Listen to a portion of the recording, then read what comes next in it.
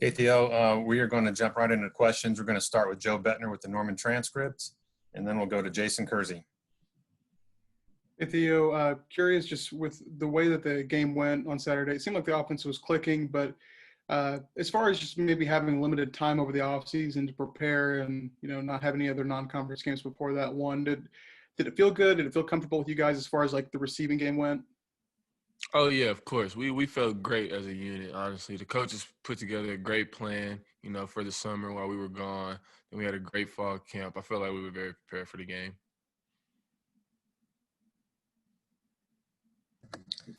Okay, let's go to Jason Kersey of The Athletic, and then Eric Bailey.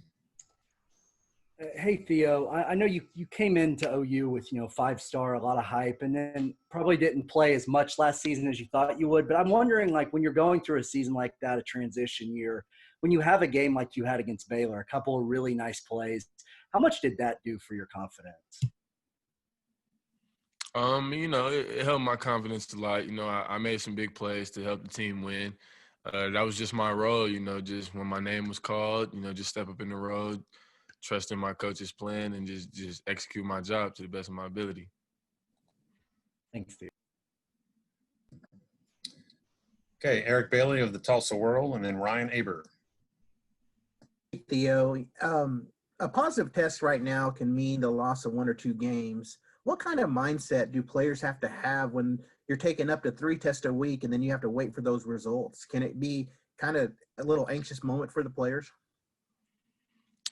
I mean, yeah, it could be pretty anxious, but it's just all about how you handle it.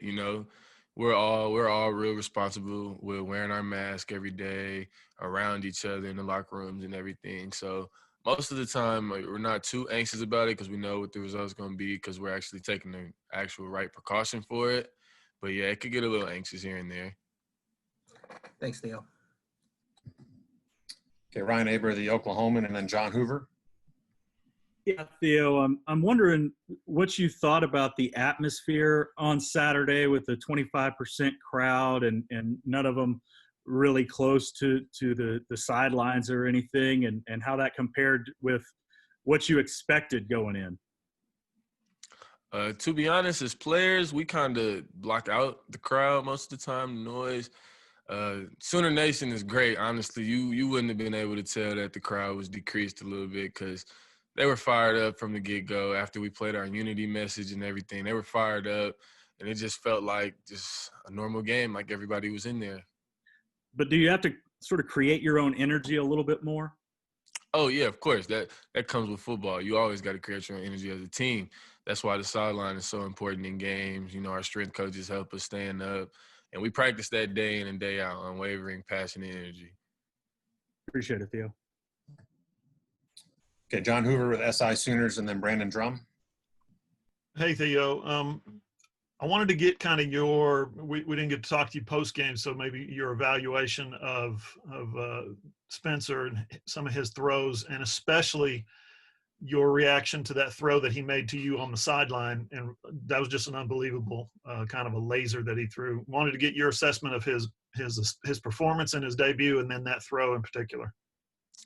First, Spencer's all-around great dude. He wants to put the work in. I can tell that he really wants to be great. Extra time with us in the film room, making sure everything's just pinpoint perfect, making sure we're all on time with the routes and everything. In particular, that pass he threw to me, that was probably one of the craziest passes I've catched my whole life, honestly. The film shows it. It was about a 30-yard back shoulder, straight rocket. Yeah, I'm excited for this season with him. Excited for what else he can do, too, in the future. Right. Thank you. Okay, Brandon Drum with OU Insider, and then Keegan Renault. Kind of a follow-up there. You and Spencer have known each other a long time. You guys played in the opening together. You won the opening 7-on-7 title. You guys have played with each other, so you kind of known each other for a couple of years doing scout team, even when you played last year. Can you talk about his growth and his maturation from the time you all first started playing together till now? And then can you talk about your growth as well and the difference between yourself this past year, whenever you came in as a freshman, to how you had to change as a player and as a person being the second year guy? First with Spencer, from that jump from just, the opening, getting to know him, and then actually coming to college, he's definitely made that big step and actually, being a leader, actually being the leader for the offense and just being a leader for everybody, leading by example in all ways. For me, honestly, I just focused more on the mental aspect of the game, just trying to get the coverages better and just know everything outside of the physical part to make everything easier.